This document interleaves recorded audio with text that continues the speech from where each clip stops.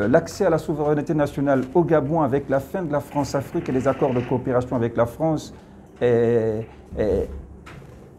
le moteur de notre engagement politique.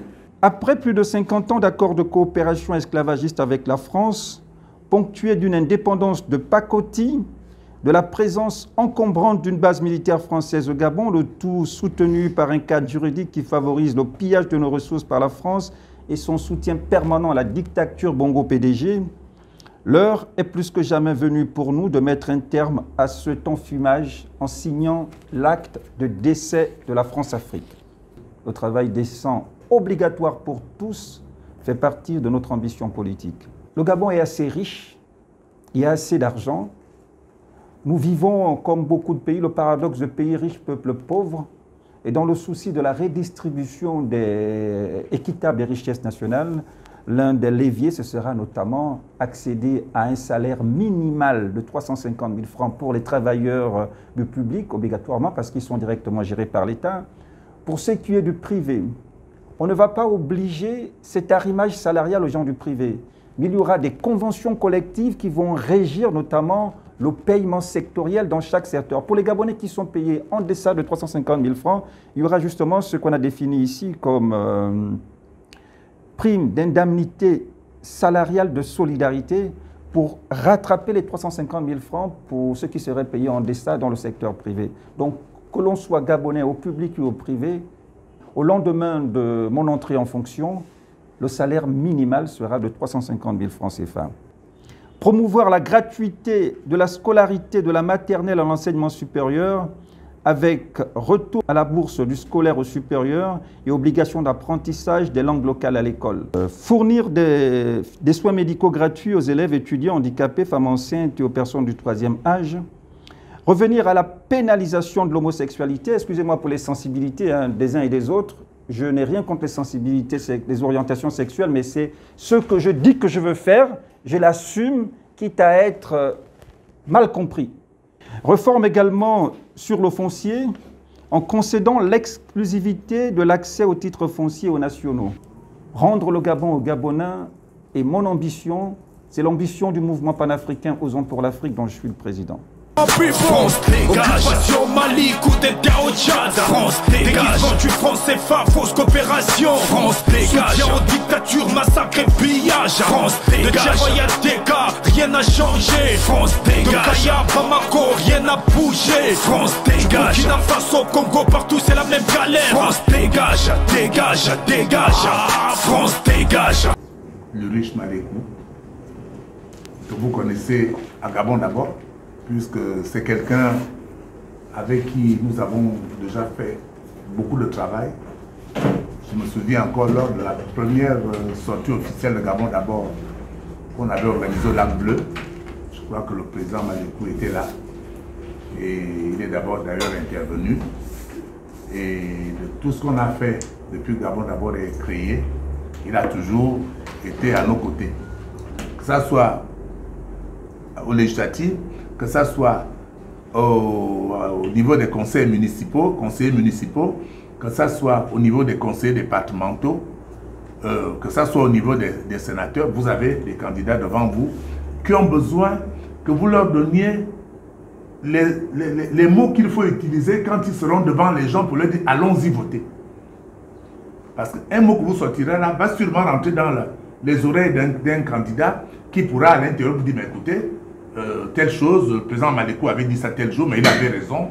Il ne faut pas laisser comme ça, il faut faire. » Voilà pourquoi nous faisons ce travail.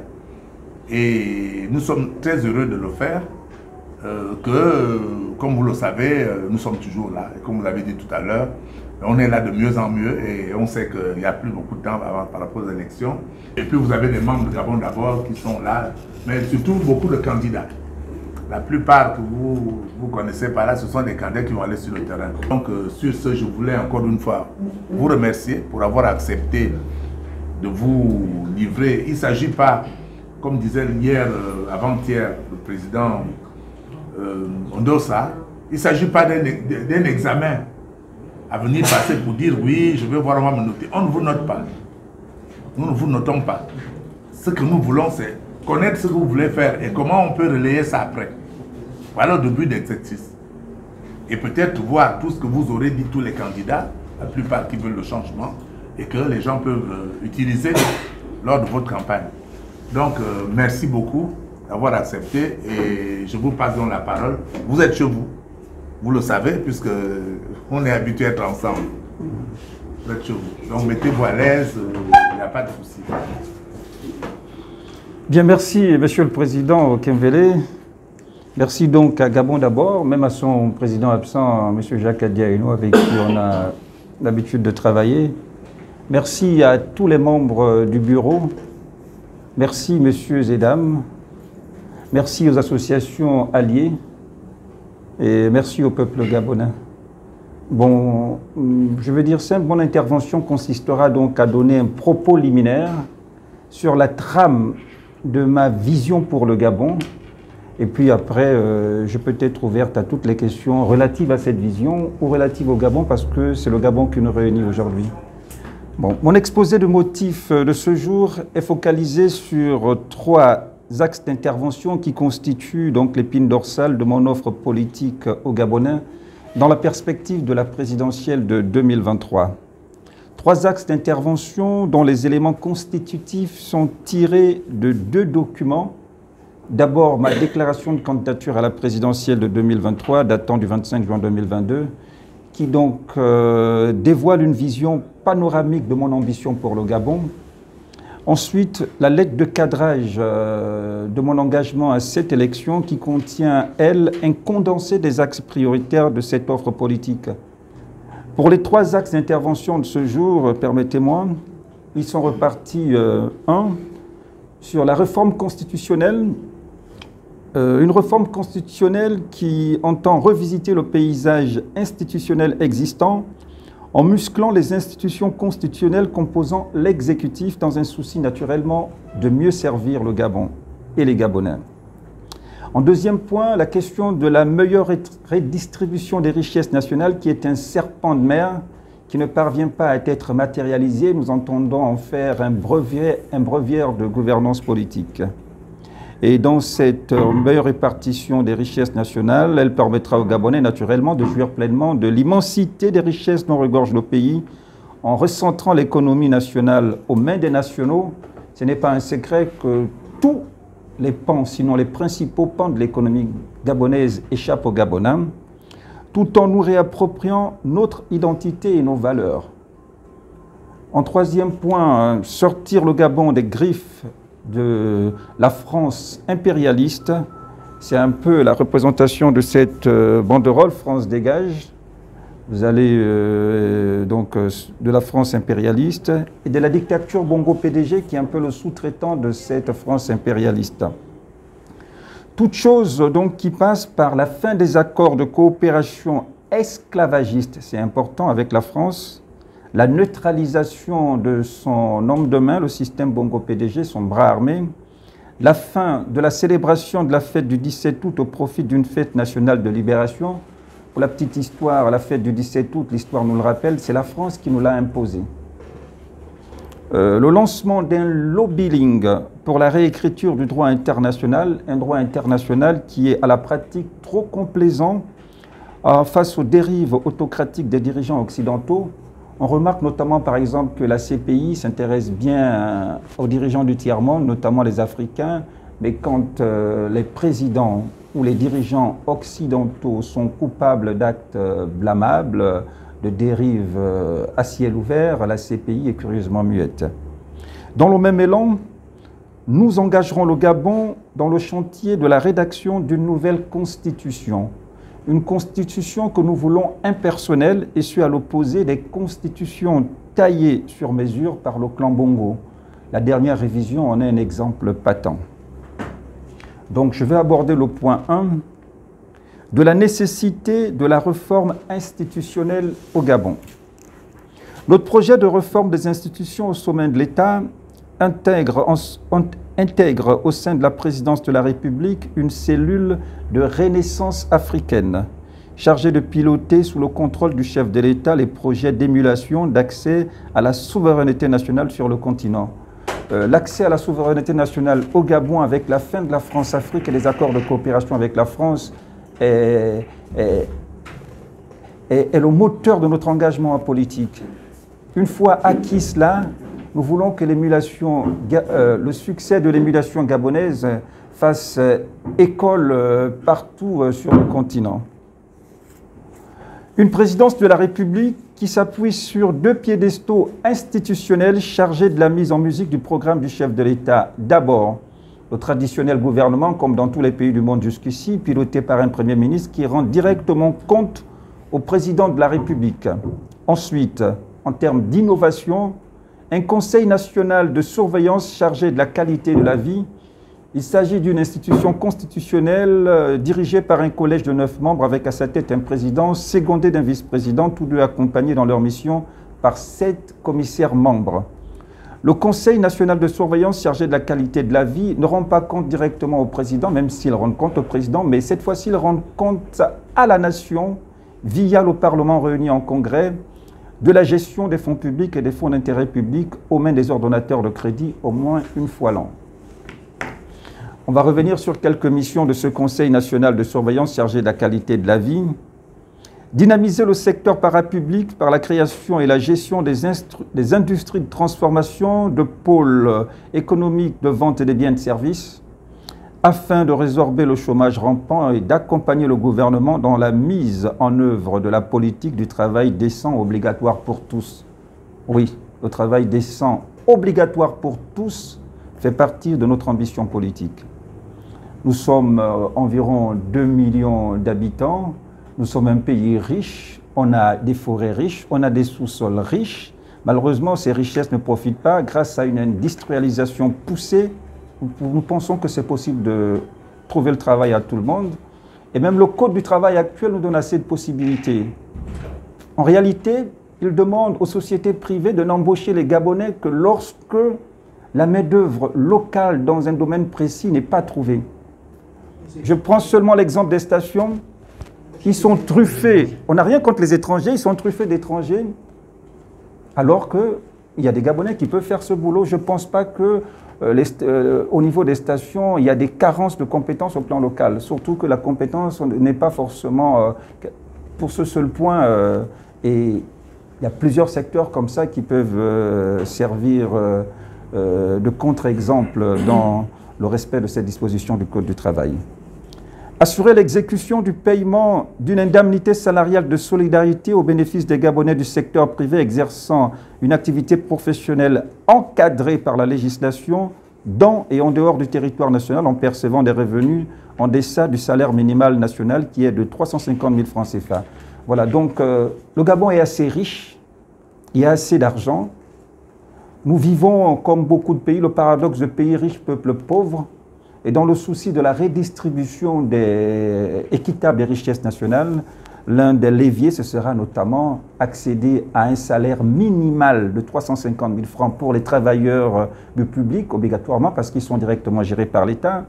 Pour ce qui est du privé, on ne va pas obliger cet arrimage salarial aux gens du privé, mais il y aura des conventions collectives qui vont régir notamment le paiement sectoriel dans chaque secteur. Pour les Gabonais qui sont payés en deçà de 350 000 francs, il y aura justement ce qu'on a défini ici comme prime d'indemnité salariale de solidarité pour rattraper les 350 000 francs pour ceux qui seraient payés en deçà dans le secteur privé. Donc, que l'on soit Gabonais au public ou au privé, à partir justement au lendemain de mon entrée en fonction, le salaire minimal sera de 350 000 francs CFA.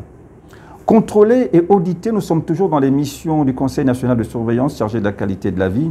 Contrôler et auditer les administrations civiles et militaires doublées du statut des gestionnaires ou ordonnateurs de crédit. Parmi ces administrateurs civils ou militaires, on peut compter le président de la République, le Premier ministre, le président des institutions, bref.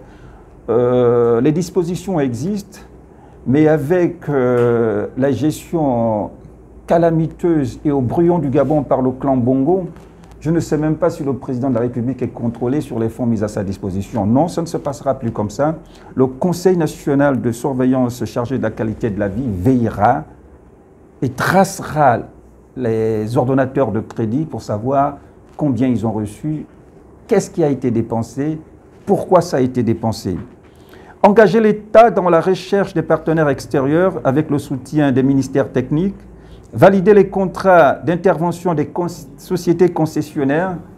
Ah oui, parce que vraiment, ça fait polémique, hein, les sociétés concessionnaires. Je prends une comme ça au pif. À Port-Gentil, à Etimbwe, c'est Perenco qui fait polémique. Mais le contrat qui lie Perenco à l'État, la concession, comment ça s'est passé? Qui veille à faire respecter ça? J'ai été personnellement à Etimbwe, mais pauvre, le mot n'est pas juste. Non seulement ils sont appauvris, Perenco s'enrichit, mais en plus ils sont tués dans leur environnement de vie à travers la pollution. Les cours d'eau sont pollués. Résultat des courses, la pêche qui est l'une des principales activités est mise à mal. Les sols sont pollués. L'agriculture, on a du mal à y vivre. Mais j'ai été à Sainte-Anne, par exemple, qui est l'un des sites touristiques du Gabon. L'église Sainte-Anne et les mots me manquent. Il n'y a même pas d'école à Sainte-Anne. Perenco pille le pétrole du Gabon. Mais la région est extrêmement plongée dans une paupérisation qui se passe de mots. Je ne sais pas si un mot français existe pour qualifier le niveau de paupérisation. Et ça, c'est les concessions signées avec les sociétés étrangères. Le Conseil national de surveillance chargé de la qualité de la vie veillera pour que plus jamais ça ne se passe au Gabon. Produire au moins une fois l'an des rapports sur l'état de la dépense des détenteurs du statut d'ordonnateur de crédit et diligenter des poursuites judiciaires le cas échéant. Oui. Désormais, on a un peu actuellement la Commission nationale de lutte contre l'enrichissement illicite qui aurait pu faire ce boulot, notamment ce dernier point, décliner des rapports. La Commission nationale de lutte contre l'enrichissement illicite est dépourvue du levier de poursuite judiciaire. Résultat des courses, depuis qu'elle est créée, aucun gros poisson n'est tombé. Alors que le cabinet du chef de l'État et le gouvernement sont des délinquants économiques, j'allais dire des criminels économiques dans ce pays. La Commission nationale est là, ils sont payés, j'ai envie de dire, à ne rien faire. Non, tout ça, c'est fini. Une partie des prérogatives de cette commission qui va disparaître parce qu'elle ne sert à rien sera confiée à la Commission nationale de surveillance chargée de la qualité de la vie. Nous allons également créer, en termes d'innovation constitutionnelle, la création d'une Banque nationale du Gabon. C'est la banque de l'État, naturellement, qui supplante le Trésor public et qui est placée sous la double tutelle du gouvernement et du Conseil national de surveillance chargé de la qualité de la vie. Outre ses missions régaliennes, la Banque nationale du Gabon a pour vocation de constituer un fonds des générations futures. Deuxième point, de la nécessité de rendre le Gabon aux Gabonais par une meilleure répartition, sinon redistribution des richesses nationales. Comment nous allons y parvenir? Nous avons plusieurs axes d'intervention. Déjà, tendre vers le chômage zéro, parce que le PIB local, l'étendue des richesses dont nous disposons ne nous permettent pas de vivre comme nous vivons. Nous sommes un pays, jusqu'à présent, qui ne produit même pas la boîte d'allumettes, mais ce n'est pas possible. On importe 80% des vivres que nous consommons, ce n'est pas normal. C'est vrai qu'avant l'arrivée du pétrole, l'agriculture était l'un des leviers de l'économie gabonaise, mais aujourd'hui elle est par terre. Mais ce n'est pas que ça. Tout est par terre au Gabon, même l'école. C'est-à-dire qu'il y a une assertion qui dit « Pervertissons la jeunesse et nous vaincrons la nation ». Ils ont l'ambition de s'approprier ce pays, les ennemis de la République avec leurs complices.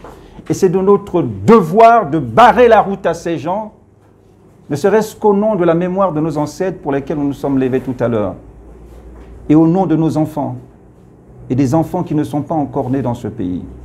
Le Gabon doit être défendu par tous les moyens et nous ne laisserons personne, excusez-moi, nous voler notre pays. Tendre vers le chômage zéro par le déploiement d'un pôle industriel de transformation de matières premières. Les matières premières solaires, l'une des zones où elles sont exploitées, c'est Mwanda, Komilog. Des milliards sont produits, mais la région un peu comme Etimbwe, le département d'Etimbwe, c'est l'extrême pauvreté, des paradoxes. La production et la vente des produits, des biens et services en vue de booster la création des richesses, de favoriser l'environnement du plein emploi et lutter contre la pauvreté. Un plan de relance économique qui permettra de reconquérir notre économie je l'ai dit en amont, totalement aux mains des non-nationaux, même dans les secteurs relevant de la souveraineté. Est-ce que c'est normal? Les secteurs relevant de la souveraineté, je veux prendre les communications, les télécommunications, les aéroports et les ports, c'est aux mains des non-nationaux, ce n'est pas de la xénophobie. Ce sont des pans de souveraineté, on appelle ça des secteurs régaliens, c'est-à-dire que des secteurs que l'État n'a pas le droit de concéder à un tiers ou à un privé. Mais il faut vivre au Gabon pour que les secteurs régaliens soient livrés aux mains d'apprentis sorciers.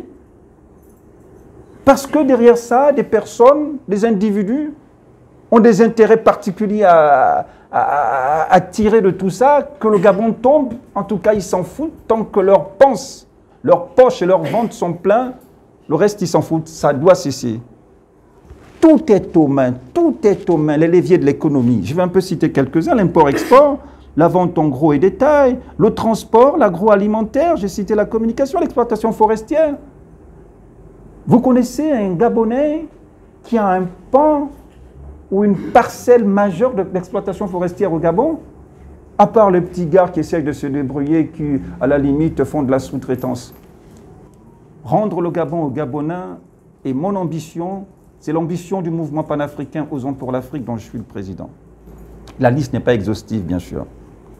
Instaurer, j'allais dire, une indemnité nationale de solidarité de 200 000 francs CFA par mois, à l'instar de l'indemnité de chômage ailleurs, au bénéfice de tous les Gabonais d'au moins 24 ans ne pouvant justifier d'un emploi, soit faute d'opportunités relatives, soit sur présentation d'une notification motivant une incapacité partielle ou totale à vaquer à une occupation professionnelle.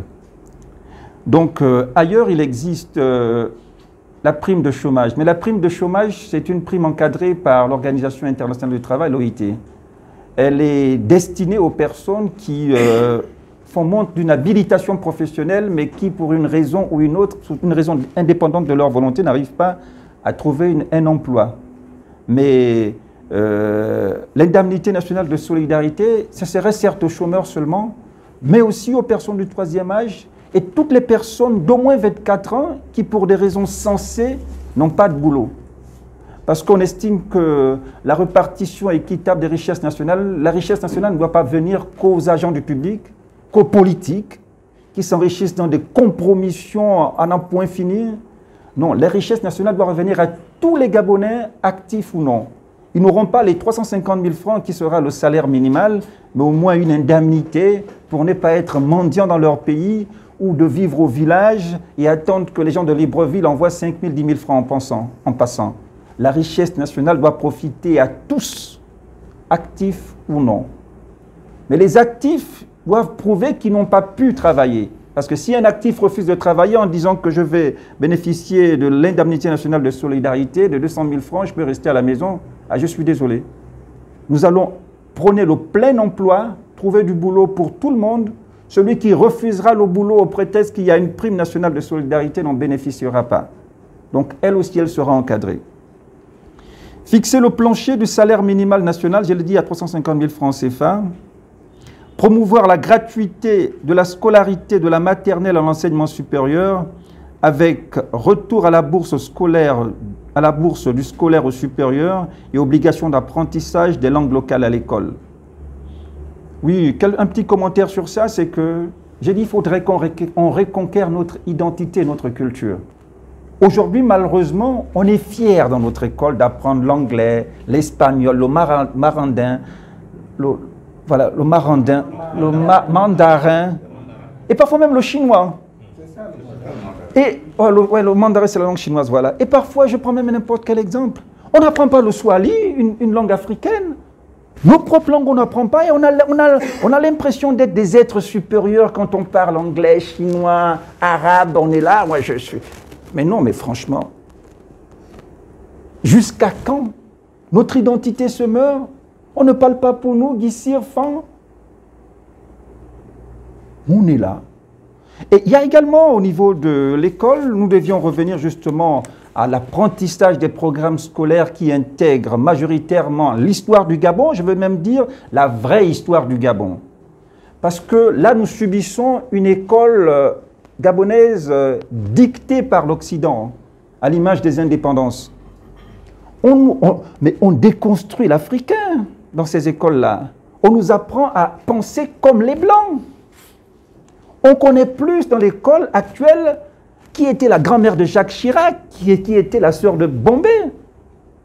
Ça ne peut pas continuer.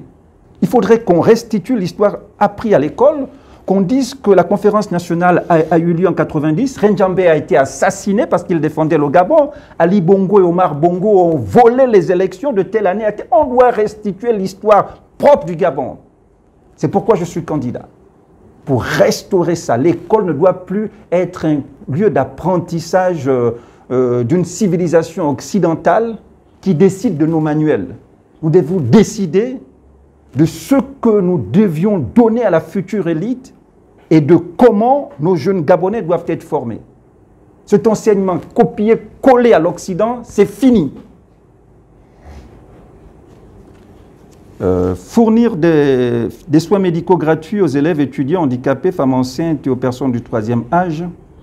Revenir à la pénalisation de l'homosexualité, excusez-moi pour les sensibilités des uns et des autres, je n'ai rien contre les sensibilités, les orientations sexuelles, mais c'est ce que je dis que je veux faire, je l'assume, quitte à être mal compris.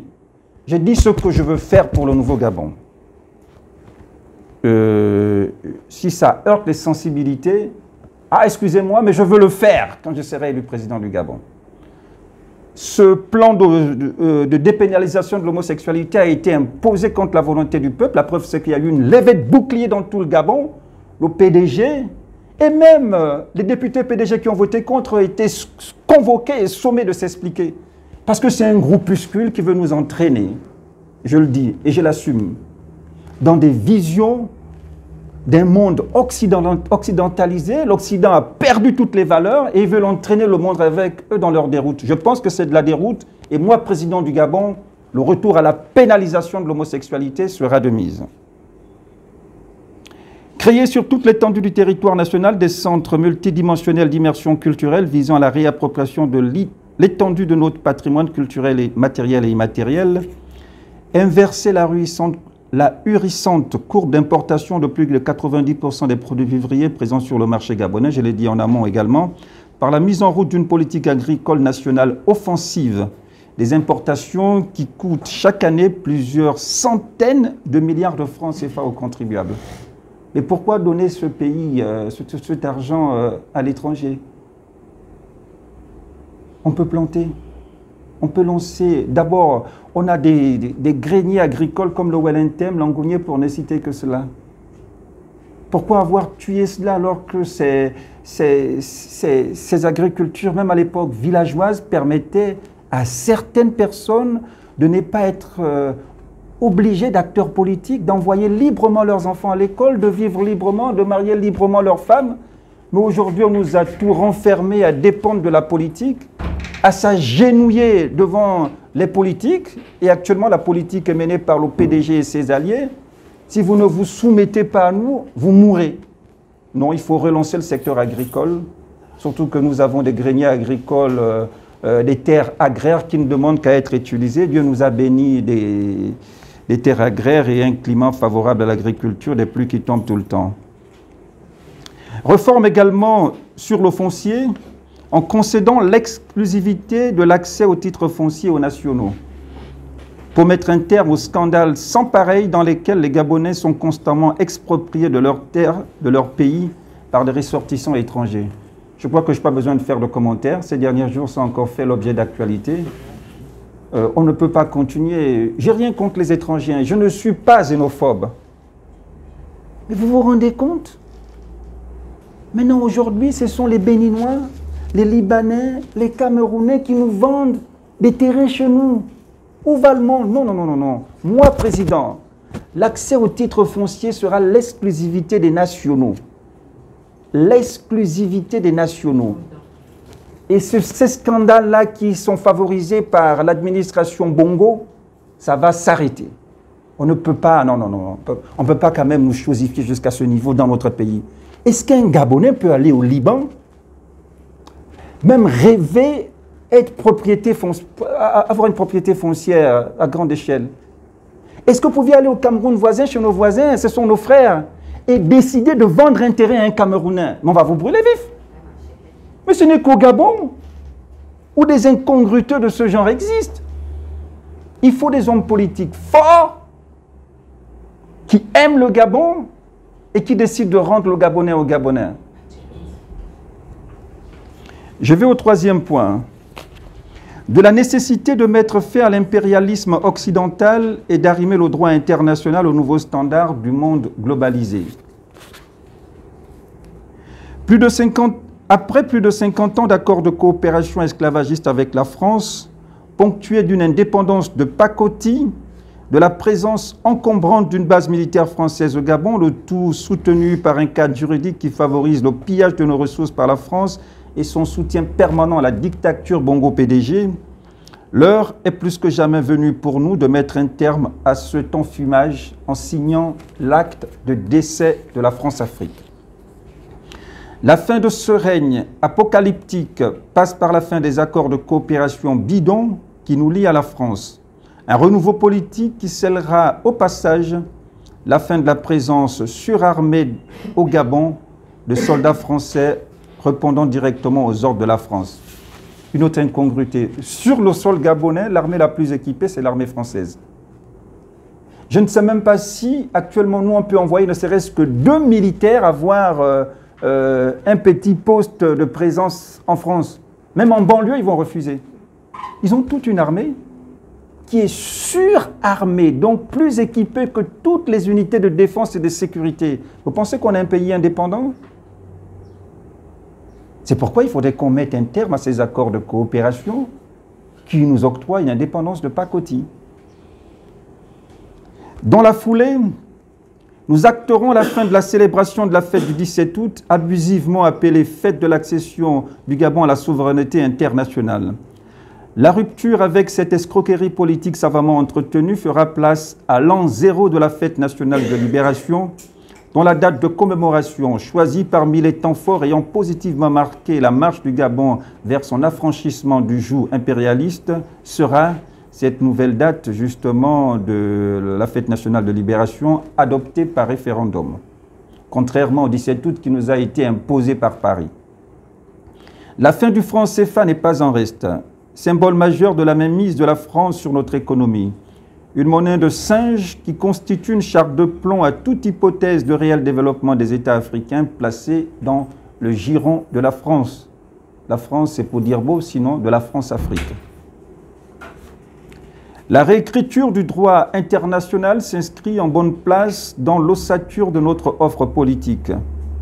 Des dispositions juridiques qui sont le fruit d'une rédaction orientée par les vainqueurs de la Seconde Guerre mondiale et qui consacre l'hégémonie de la civilisation occidentale sur le reste du monde. Signe des temps, les décisions à géométrie variable de ce droit pompeusement dit international qui dispense à chaque fois les dirigeants occidentaux de sanctions toutes les fois que leur culpabilité est attestée sur un quelconque théâtre dans le monde. Ce n'est pas de l'imaginaire, hein. Le droit international a des décisions à géométrie variable. Je vais prendre quelques exemples pour illustrer ça. L'ancien président américain George Walker Bush Jr., auteur de crimes de guerre en Irak, n'est nullement inquiété jusqu'à ce jour après avoir déclenché sur la base d'un mensonge d'État, puisqu'il a menti au Congrès américain, une guerre en Irak en 2003 qui s'est soldée par l'assassinat du président Saddam Hussein. Idem pour son homologue français Nicolas Sarkozy, auteur de crimes contre la paix en Libye en 2011, dans la guerre déclenchée par la coalition des pays de l'OTAN sous le leadership de la France, guerre qui a entraîné l'assassinat du guide libyen Muammar Kadhafi, une somme de forfait qui ne place nullement l'ancien président français Sarkozy dans le viseur de la Cour pénale internationale de la CPI, et ce, malgré d'autres faits à charge contre lui, notamment sa caution à l'interventionnisme de l'armée française en Côte d'Ivoire en 2011 contre la résidence privée du chef d'État d'alors, Laurent Gbagbo, et sa mise en cause au Gabon dans le coup d'État électoral d'août 2009 qui a consacré l'arrivée controversée à la tête de notre pays d'Ali Bongo. Une arrivée de tous les malheurs 14 ans de déchéance du Gabon avec un Ali Bongo inapte à diriger le pays. L'un de ses poursuivants à la tête de la France, Nicolas Sarkozy, est également curieusement exempté de poursuites internationales. Citons Emmanuel Macron qui a essuyé les critiques acerbes de l'opinion internationale après avoir solennellement piétiné la constitution tchadienne et royalement ignoré les aspirations légitimes d'alternance de ce peuple souverain en adoubant publiquement le putschiste Mamad Déby, auteur d'un coup d'État constitutionnel perpétré au lendemain de la mort du président Idriss Déby Itno. Le droit international est muet parce que ce sont des Blancs, parce que le droit international est là pour consacrer l'hégémonie occidentale dans le monde. C'est pourquoi nous proposons la réécriture de ce droit. On ne peut pas continuer à être des sujets des Occidentaux. Les temps ont changé, les époques, les hommes aussi. Les cas sont légion donc, et notre génération d'Africains et citoyens du monde ne pouvons continuer à nous taire face à cette justice des puissants, motivée par la non prise en compte par ce droit international des États nés bien après la Seconde Guerre mondiale. Parmi ces États victimes de déni de droit, citons ceux issus des colonies africaines, confinés dans une posture d'obliger des Occidentaux sur l'humiliante caricature d'États sous tutelle. Mon Dieu, des pays indépendants qu'on appelle des États sous tutelle, à l'image du Gabon qui est campé en État sous tutorat français. Posture dégradante que nous ne saurions continuer de tolérer. D'où mon engagement à la prochaine élection présidentielle de 2023 pour restaurer la dignité du Gabon. Je tire vers la fin, dans cette dynamique de changement de paradigme à l'échelle des institutions de Bretton Woods, le mouvement panafricain Osons pour l'Afrique s'engage dans une bataille en faveur de la refonte du droit de veto au Conseil de sécurité de l'ONU.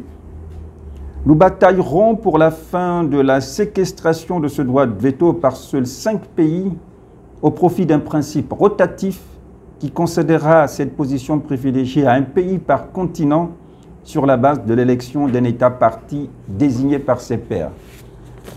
Mon mot de conclusion dans ce propos liminaire: aux ennemis de l'Afrique et aux garants du statu quo de notre monde, le mouvement panafricain Osons pour l'Afrique, dont je préside aux destinées, s'engage à aller en guerre contre les tenants de l'ordre ancien que nous avons peint, dessiné, en vue de permettre à l'Afrique de s'affranchir des pesanteurs à son développement et à la jouissance de la souveraineté nationale par ses États membres. La levée de ce joug impérialiste donnera l'opportunité à l'Afrique en général et au Gabon en particulier de prendre toute la mesure de sa stature de sève nourricière du monde que nous entendons assumer avec courage, abnégation, droiture, équité et justice. Nous vous remercions.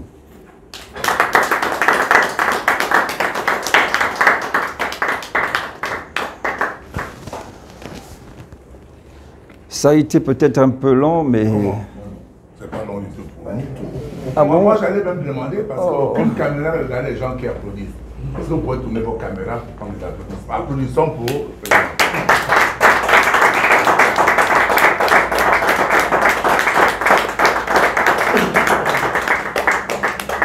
Ok. Vous remettre la contribution de Gabon d'abord par rapport à ce que nous on a appris des réunions auxquelles vous avez participé vous-même. Et d'ailleurs, on se rend compte que notre deuxième slogan, qui est Rendons le Gabon aux Gabonais, vous l'avez répété au moins 3-4 fois. Donc déjà, dans la première page, on voit qu'on a des choses en commun. Hein? Et comme vous avez dit qu'il faut vraiment que les gens qui s'entendent se retrouvent, vous êtes prêts à vous retrouver avec nous. Donc je vous remets ce projet, je vous donne 2 exemplaires, vous pouvez le photocopier ou bien on va en donner quelques-uns noirs et blancs pour ceux qui n'en ont pas, qui viennent pour la première fois. Et vraiment, je voulais vous féliciter, vous remettre ça. Merci, monsieur le Président. Vous voulez revenir l'élan, le champ du document, vous remettre un propos liminaire pour que l'on refasse les champs du document. On va donner à quelqu'un qui va aller le classer. Que tous ceux qui respirent louent l'Éternel.